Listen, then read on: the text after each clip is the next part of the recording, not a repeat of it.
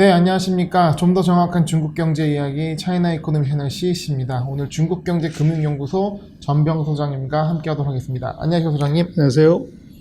네, 저희가 중국 디지털 화폐 관련해서 시리즈로 말씀 나눠보고 있는데요. 오늘은 저도 가장 관심이 있는 부분이 아닐까 생각을 합니다. 이 중국의 디지털 화폐가 진행 단계 속에서 어떤 수혜주들이 우리가 도출할 수 있을지 이 부분 굉장히 궁금한데요. 어떤 기업들이 있을까요? 네, 그 사이 우리가 이제 네 번의 시리즈에서 그 디지털 화폐를 보는 관점에 대해서 얘기를 드렸었고요. 거기서 이제 중국의 디지털 화폐가 조금 추상하다. 네. 중국이 하는 행태를 놓고 보면 굉장히 컨피덴셜리 조심스럽게 하는 이유. 네. 왜 그럴까? 예, 그걸 얘기를 드렸었고, 또 이게 왜 전국으로 확산하고, 예를 들면 전 세계로 확산할 수 없는 이유도 말씀을 드렸고요. 네. 그다음에 디지털 화폐가 미중의 새로운 전쟁터가 되냐, 그거 아니라고 말씀을 네. 드렸었고, 그다음에 달러 패권에 도전하냐 하는 얘기도 우리가 얘기를 많이 해봤습니다만은 적어도 10년, 최하 10년 이후의 얘기지, 이것은 현실적으로 대단히 어려운 얘기다. 네. 그래서 지금 결론적으로 얘기를 하면 디지털 화폐가 이것이 달러 패권을 이걸 잡아뜨린다거나 네. 또는 탈 US 달러다 이렇게 볼 수는 없다. 그 이유는 뭐냐 그러면 첫 번째는 이 디지털 화폐가 미국의 달러 결제 시스템의 벽을 넘을 수 없다는 거예요. 두 번째로는 이런 달러 기축통화의 배경은 바로 신용과 국력인데 지금 미국의 신용과 국력을 중국이 넘어갈 수 없다. 그래서 결국은 기축통화라는 것은 뭐 정치, 군사, 경제, 과학, 금융의 종합예술이고 지금 화폐의 디지털화를 가지고서 기축통화 자리를 넘겨본다. 이건 넌센스라는 얘기입니다. 그건 될 수가 없어요, 구조적으로. 그래서 본질은 거기 있고 그러면 중국의 디지털 인민폐의 사실은 목표가 뭐냐 그러면 크게 보면 장기적으로 위안화 국제화가 있고요. 네. 그다음 두 번째로는 이제 화폐 정책의 효율성이 있어요. 그다음에 어떻게 보면 지금 빅데이터죠. 4차 실시간 화폐 유통의 데이터를 이것을 이제 수집하는 것이 있고 그리고 이제 돈 세탁, 반부패 네. 이런 이제 목적이 네 가지가 있는 것 같아요. 네. 그래서 지금 중국을 놓고 보면 돈 세탁, 반부패 거꾸로 순서대로 이것이 지금 중국의 목적이다. 그래서 실시간 화폐 유통에 대한 빅데이터, 화폐 정책의 효율성 제고, 그리고 위안화 국제화의 한 방안, 뭐 이런 정도로 봐야 되고, 그래서 위안화 국제화라든지 달러 패권의 도전 같은 경우는 지금에 있는 이 디지털 화폐나 중국의 실력으로 놓고 봐서는 그래서 너무 요원한 얘기다. 그래서 당장에 보여지는 것은 이 부패 자금, 돈 세탁의 방지, 그리고 이제 어떻게 보면 빅데이터의 그 활용도, 그리고 이제 화폐 관리의 효율성 제고, 이 세 가지에 포커싱하는 것이 오히려 현실적이고 맞다. 그렇게 생각이 됩니다. 그래서 지불 시스템에 초점을 맞추는 거네요. 그렇습니다.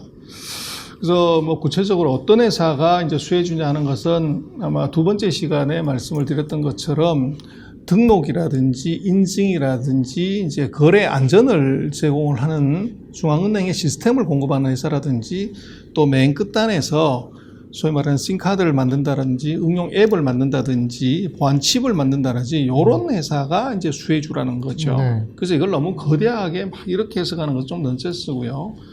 그래서 지금 보면 이제 디지털 인증하는 회사들이 있습니다. 그래서 그게 이제 웨이스톤 같은 회사가 있고, 네. 항생전자는 이제 빅데이터를 분석하는데 네. 이제 유용한 툴을 제공하는 이런 회사들이 있고요. 지금 300으로 들어가는 회사는 지금 외국인은 살 수 없는 종목입니다. 네. 그리고 이제 화폐 유통 관련해서도 이제 있는데 요 회사들은 다 300 회사고요. 그 다음에 이제 금융 서비스와 관련되는 회사들이 지금 이제 몇 개가 나오는데요.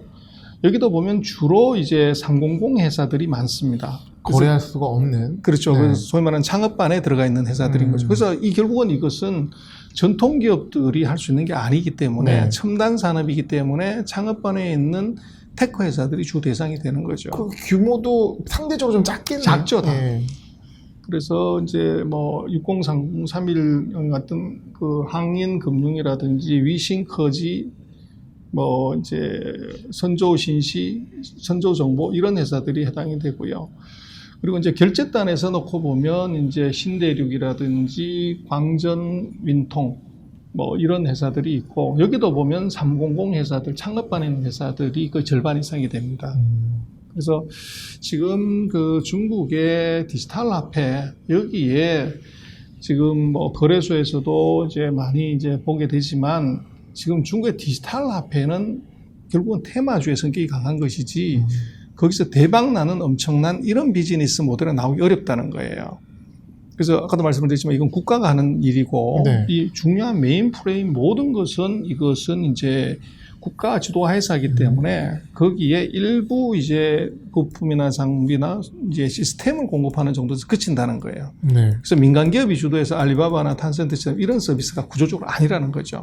그러니까 이 디지털 화폐 관련해가지고 굉장히 큰 시장이긴 하지만 이거에 대한 어떤 권한이라든가 수익은 그 과실은 국가에서 그렇죠. 취하는 부분이고, 이것을 서포트하는 보조적인 역할을 하는 기업들이 수혜의 테마로 묶일 수 있다는 그렇죠. 거죠. 그래서 지금 뭐 중국에서 하여간 디지털 화폐에 대해서 뭐 얘기들 시시때때로 이 시범 테스트 한다고 그러면 올라가지만, 그 회사들의 주가를 보면 다시 제자리가 대부분입니다. 네.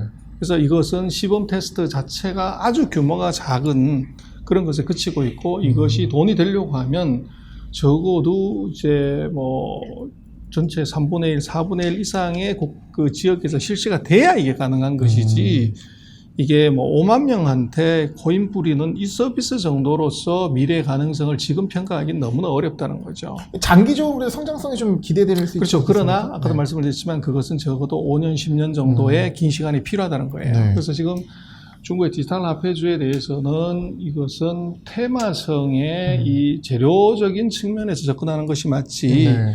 이것을 이제 너무 많은 고평가를 한다거나 이게 큰 의미를 부여하는 것은 이것은 조금 리스키하다. 네. 그렇게 얘기를 드릴 수가 있을 것 같아요. 그러니까 소유주를 얘기해 주시면서도 거기에 대한 리스크한 부분을 같이 설명해 주셨는데요.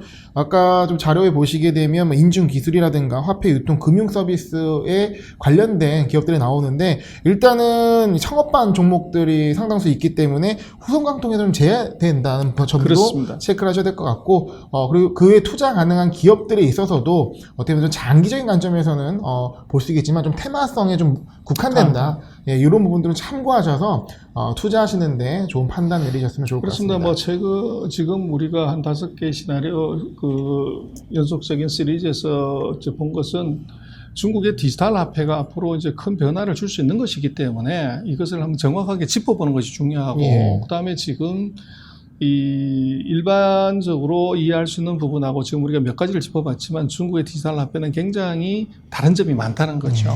그래서 그걸 한번 정확하게 짚어보고 거기서 이제 변화가 있을 때 큰 투자 기회가 있는지 가능성이 있는지를 이제 보는 것이 맞다 생각이 되고, 그리고 뭐 중국은 또 언제 어떻게 변할지 모르기 때문에 네. 계속적으로 모니터링은 필요할 것 같아요. 네. 어떻게 보면 지금 뭐 저희가 5개의 콘텐츠 시리즈를 통해서 중국 디지털 화폐의 오야 진실 정도의 어떤 내용으로 얘기를 해본 것 같습니다. 어떻게 보면 지속적으로 여러분들께서 관심을 가질 이슈인 만큼 이번 시리즈로 한번 싹 정리를 해봤다라는 차원에서 보시면 좋을 것 같네요. 선생님 오늘 말씀 감사합니다. 네, 고맙습니다.